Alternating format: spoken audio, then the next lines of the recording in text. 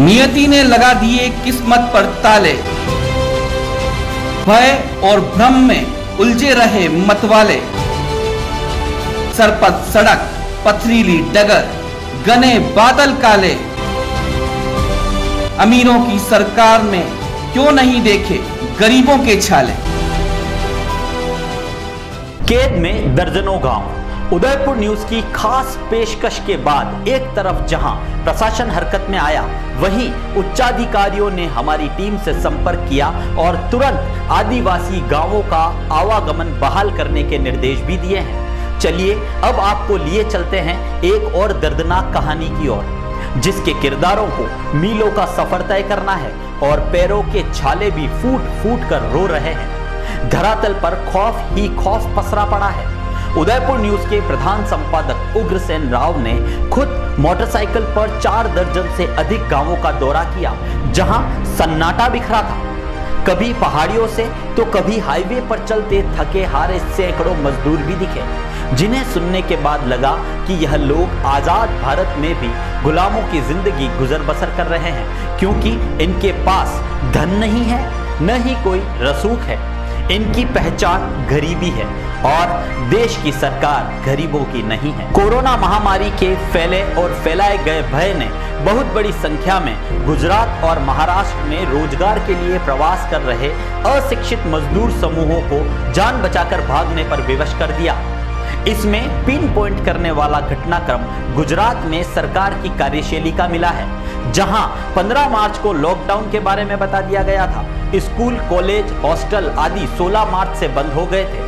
उच्च वर्ग के लोगों को विदेशों या अन्य स्थानों से पहले ही बचाकर महफूज कर लिया गया था। मध्यम और निम्न मध्यम तबके की आबादी को बचाने का ख्याल दूसरे नंबर पर था, लेकिन गरीबों और मजदूरों की बहुसंख्यक आबादी को बिल्कुल भुला दिया गया।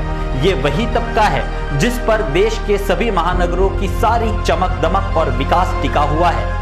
22 मार्च को थाली बजाने के बाद से ही पीएम मोदी द्वारा की गई अपेक्षाएं बेबुनियाद साबित होनी शुरू हो गई। सबसे पहले क्वारंटाइन का नियम भंग हुआ, बाद में भीड़ सड़कों पर भागने लगी।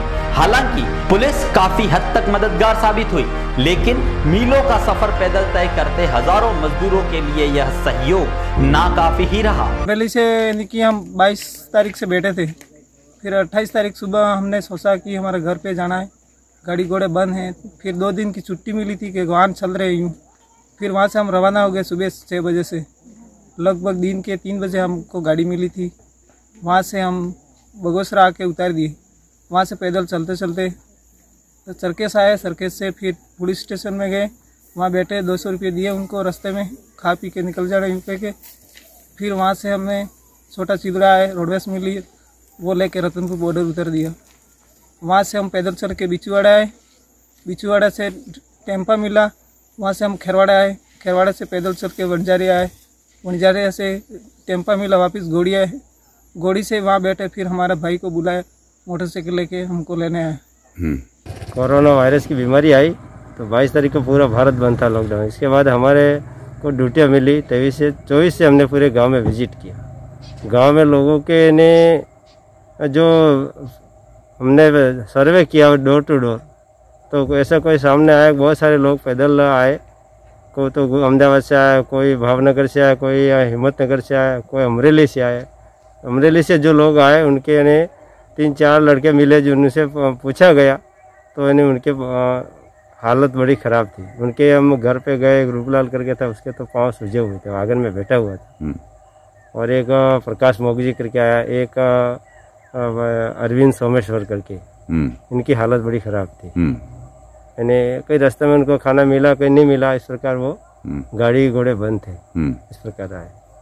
हमारे यहाँ स्टाफ साथी जो है या जैसे रजोल नाके पर ड्यूटी लगा रखी, तो उन्होंने एक बताया कि लोगों की हालत इतनी खराब थी कि जूते टूट गए थे, इस प्रकार ने वो हालत खराब थी। जैसे भी उनको परिस्थितियाँ साथ दी वैसे आए वो। तो अभी घर की आर्थिक हालत भी खराब ही है उनकी। हालत तो खराब ही है, सब बहुत हालत खराब है। कुछ लोगों के सर्वे कराया गया तो हमारे स्कूल में अभी कल ने पैकेट आए जो 15 पैकेट आए। अब परिवार तो ज़्यादा है, 15 किसको बांटो? बिल्कुल ऐसे ने आधे आधे करके बांटने के भी कोई मतलब ही नहीं। किसी परिवार में 5 सदस्य, किसी में 7 सदस्य, इस प्रकार परिस्थिति तो कुछ। कोरोना महामारी से ज्यादा तो उसकी भ्रामक जानकारियों ने प्रवासी मजदूरों को काफी हैरान परेशान किया है। जहां से जैसी सूचनाएं मिलती रही, यह बेबस गरीब उसे मानते रहे और जल्द से जल्द अपनी कर्म भूमि को छोड़कर जन्मभूमि पर जाने की इच्छा ने इन्हें ठोकरें खाने पर मजबूर कर दिया।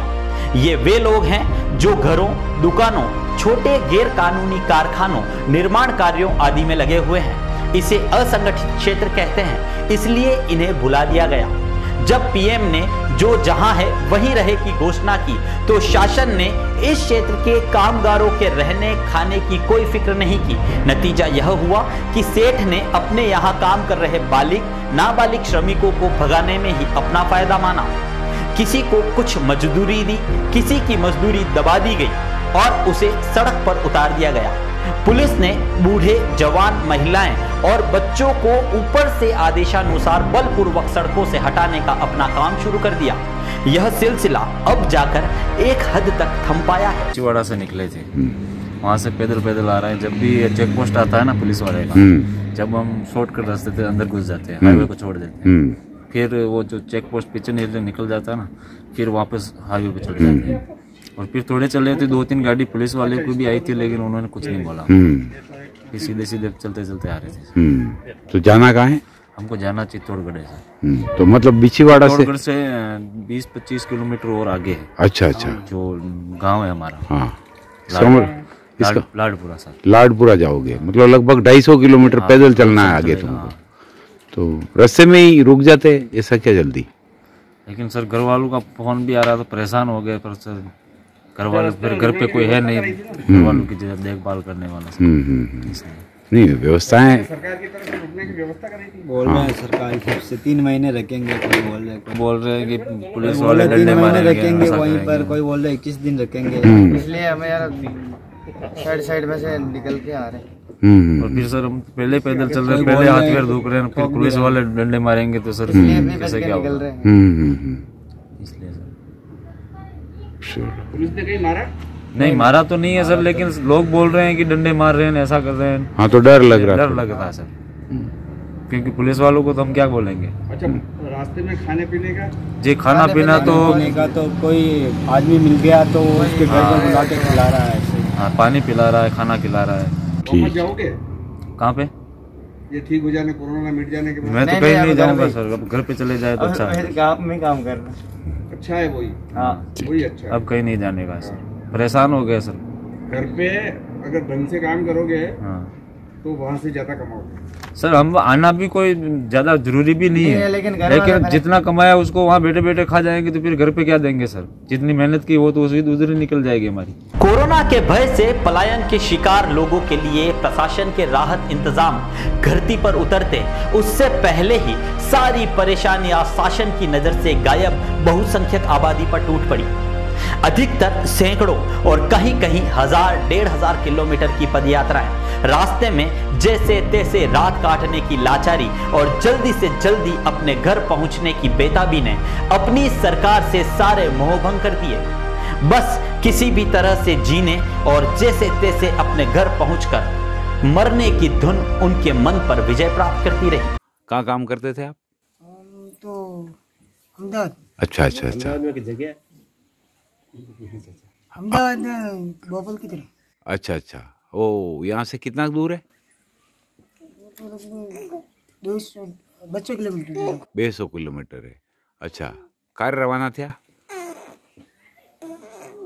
27 को। ये करे भैया, जैसे कि हम 26 को निकले थे, पैदल आए, नहीं सेट नहीं आए। हाँ, फिर वहाँ से सिलवा से गाड़ी बैठ गई। फिर गाड़ी में कहाँ उतरे? गाड़ी में बॉर्डर पे उतरे। फिर वहाँ से चलते चलते आए बिछुवाड़ा तक, बिछुवाड़ा से बैठे केरवाड़ा आए, केरवाड़ा से चलते चलते ये अपने गोड़ी के आगे वो स्कूल है कॉलेज, वहाँ से रिक्शा मिली, वहाँ से गोड़ी तक आई। अच्छा अच्छा। बाइक के ऊपर। कितने जने थे?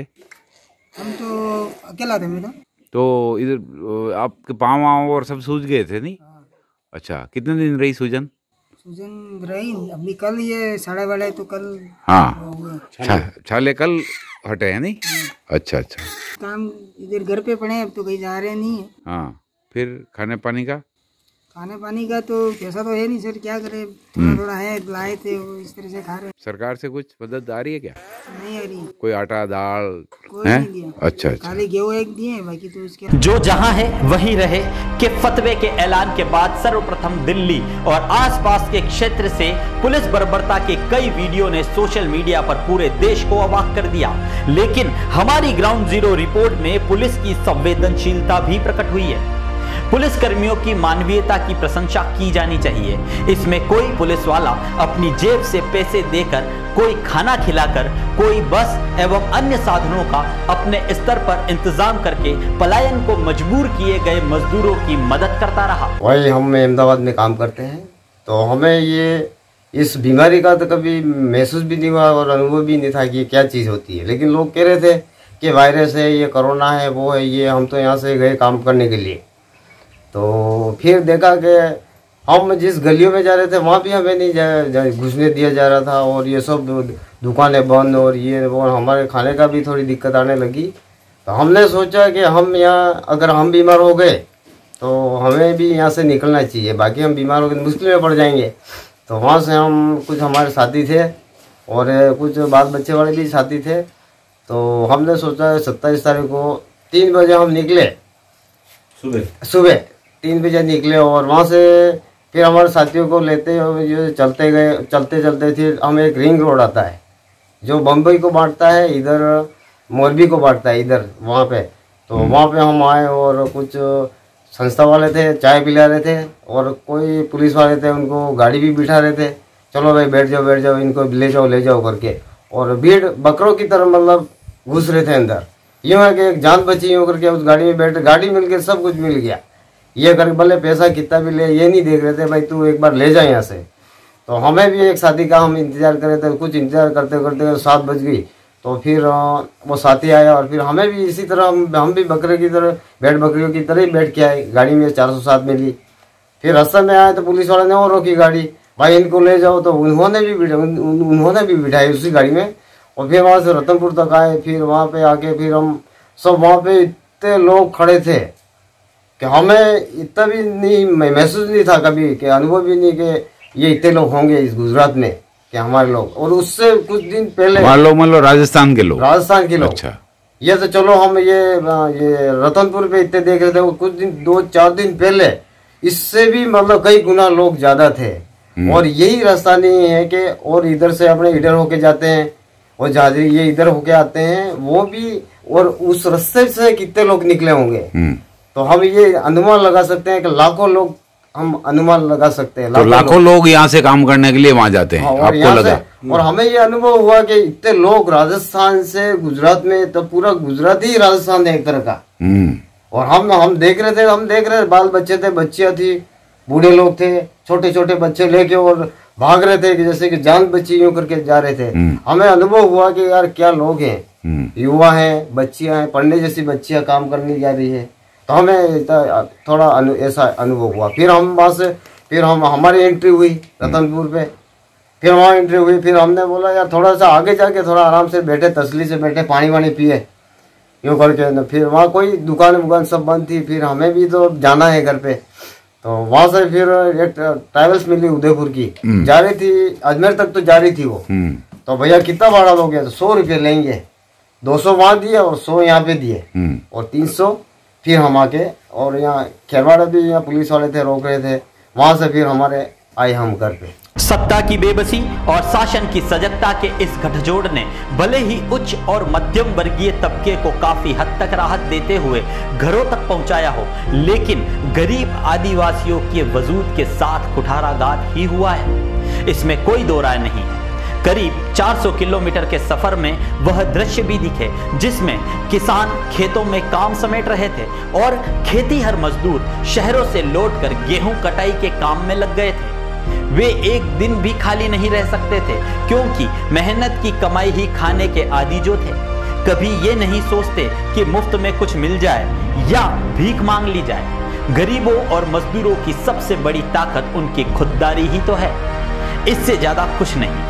उदयपुर न्यूज सत्ता और शासन का ध्यान आकर्षित करते हुए पलायन करने वाले मजदूरों की तुरंत मदद करने का आग्रह भी करता है। जल्द ही आपको यात्रा वृत्तांत की ऐसी ही और अन्य खबरों से रूबरू करवाएंगे। नमस्कार। नियति ने लगा दिए किस्मत पर ताले, भय और भ्रम में उलझे रहे मतवाले। सरपत सड़क, पथरीली डगर, घने बादल काले। अमीरों की सरकार में क्यों नहीं देखे गरीबों के छाले।